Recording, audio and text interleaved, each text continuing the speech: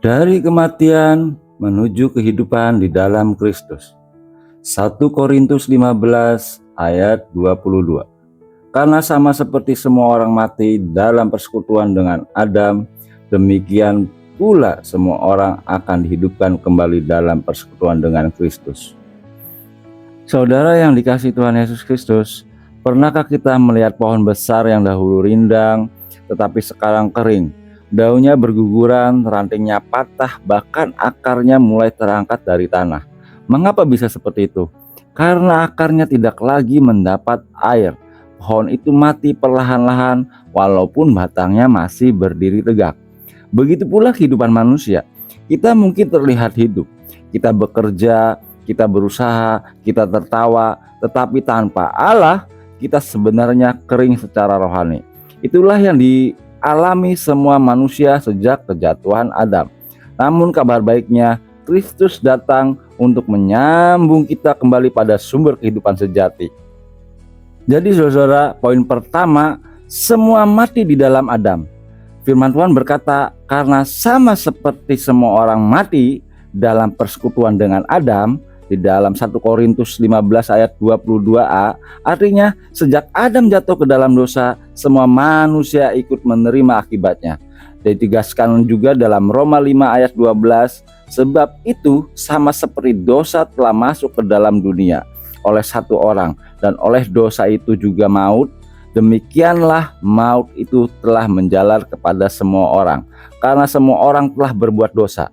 Akibatnya kita terpisah dari Allah, kita kehilangan kemuliaannya, kita berjalan tetapi sebenarnya mati secara rohani. Kita butuh pribadi penolong. Ini adalah kesadaran pertama yang harus kita miliki. Kita tidak bisa menyelamatkan diri sendiri. Jadi sadarilah bahwa tanpa Kristus Yesus, kita hanyalah pohon kering yang menunggu mati. Kita harus jujur di hadapan Tuhan dan mengaku bahwa kita butuh juru selamat, yaitu Yesus Kristus. Poin kedua, kita bisa membahas Kristus memberi kehidupan baru. Jadi ayatnya berlanjut, demikian pula semua orang akan dihidupkan kembali dalam persekutuan dengan Kristus, di 1 Korintus 15 ayat 22b. Inilah kabar baik Injil. Yesus Kristus datang ke dunia, mati menggantikan kita, bangkit pada hari ketiga supaya kita punya hidup baru. Dia sendiri berkata dalam Yohanes 11 ayat 25, akulah kebangkitan dan hidup. Barang siapa percaya kepadaku, ia akan hidup walaupun ia sudah mati. Kebangkitannya bukan hanya untuk dirinya sendiri, tetapi jaminan bagi kita semua yang percaya kepadanya.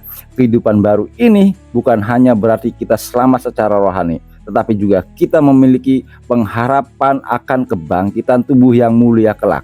Jadi di dalam Kristus kita tidak hanya dilepaskan dari hukuman dosa, dari hukuman maut, tetapi juga dimampukan untuk hidup baru sekarang ini.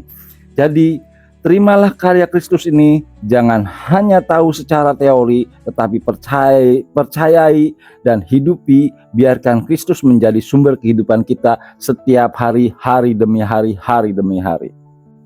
Poin yang ketiga ialah saudara-saudara, hidup dalam persekutuan yang menghidupkan. Kehidupan baru di dalam Kristus bukanlah sekedar status, tetapi juga gaya hidup seperti ranting tidak bisa hidup tanpa pokok anggur. Kita pun tidak bisa hidup tanpa Kristus. Yohanes 15 ayat 5 berkata, akulah pokok anggur dan kamulah ranting-rantingnya. Barang siapa tidak tinggal di dalam aku dan aku di dalam dia, ia berbuah banyak. Sebab di luar aku kamu tidak berbuat apa-apa. Itulah mengapa kita perlu terus membangun persekutuan dengan Kristus setiap hari demi hari, melalui doa, membaca firman, ibadah bersama jemaat, dan pelayanan. Di sanalah kita akan terus menerima kekuatan, penghiburan, dan pembaharuan darinya. Jadi periksalah kehidupan kita, apakah kita hanya tahu dalam tanda kutip Kristus atau sungguh tinggal di dalam Kristus. Apakah kita masih mengandalkan diri sendiri ataukah benar-benar bersandar padanya setiap hari? Akhir kata saudara-saudara, ini adalah kebenaran yang luar biasa. Dalam Adam kita mati, tetapi dalam Kristus kita hidup. Kita tidak perlu tetap kering dan mati. Sumber kehidupan itu sudah tersedia. Kristus sudah mati dan bangkit bagi kita. Kita hanya perlu datang dan percaya serta hidup dalam persekutuan dengannya. Mari kita berdoa. Tuhan, aku menyadari hidupku kering tanpa Engkau. Aku butuh Engkau. Hidupku aku kembali dalam persekutuan dengan Kristus. Aku mau tinggal di dalam-Mu dan menghasilkan buah bagi-Mu. Amin, amin, amin.